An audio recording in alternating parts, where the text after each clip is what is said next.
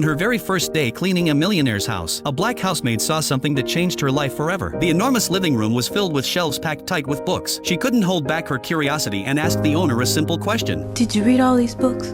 Most of them. Why?